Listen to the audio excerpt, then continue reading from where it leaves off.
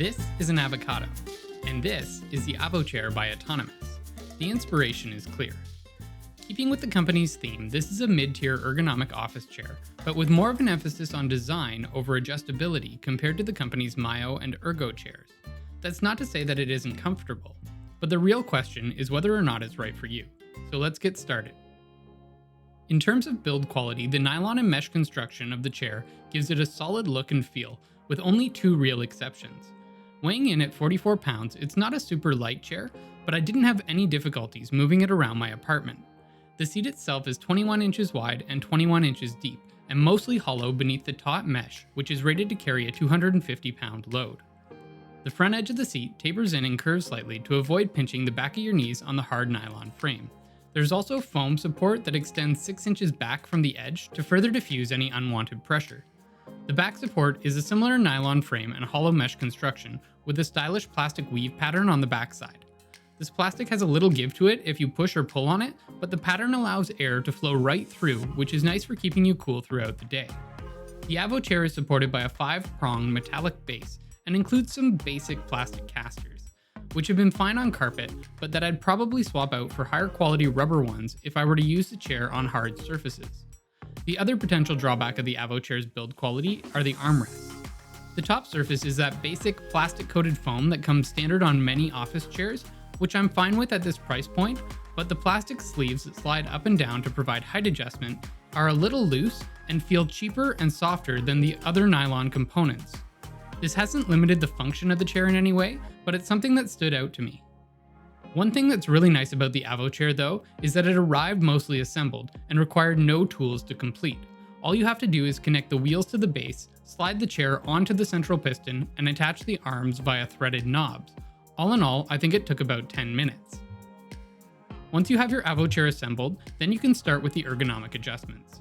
There aren't many, with lumbar support and seat pan adjustments being noticeably absent, but you can adjust the seat height from 16 to 19 inches, as well as the tension of the backrest recline. This tilt tension adjustment is something I've really come to love because it allows me to move naturally throughout the day while I work. But if you prefer to remain stationary, you can always lock the seat back in any other reclined or upright positions. Aside from this, the only other adjustments are the height, front to back, and angled movements of the armrest pads, all of which click or lock into position. If you really need it, there is about 1 inch of adjustment to move the armrest out wider via the screw attachment, but I wouldn't consider it a real adjustment because it's not something that you would want to change on the fly. I have to say though, I think Autonomous picked the right features to include in the Avo Chair. I would have liked to have seen a little more range in the seat height adjustment because I use it near its max height and I'm only 5'9", but the mesh provides sufficient lumbar support for me, and I really like that tilt tension mechanism. When it comes to comfort, I was pleasantly surprised by how easy it was to work from the Avo Chair for several hours at a time. I've always preferred foam seat cushions to mesh seats, but I've come to appreciate the additional airflow you get with the mesh seat and backrest. And importantly, it still passes the leg tuck test without any issue. The two potential problem spots I've noticed are the top of the chair where the nylon frame meets the mesh, which can feel firm and even unpleasant if you lean back and stretch out too far, though I didn't notice any discomfort from just working normally. Additionally, the front edge of the seat where your thigh rests over the foam is a little firmer than I would have liked, but again, not unpleasant, just noticeable. And I suspect that this will give out over time as the foam softens. Overall, my time with the Avo Chair has been great.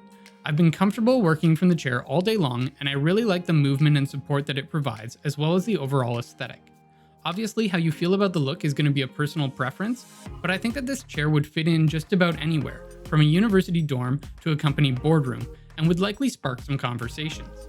The biggest thing you should be considering if you're looking at the Avo Chair is whether the height adjustment is sufficient for you, and if you're a fan of mesh seats over foam.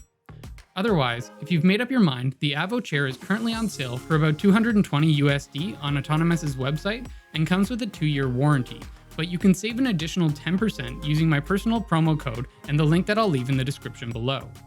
As always, if you found this video helpful, please hit the like button, consider subscribing, and I'll see you next time.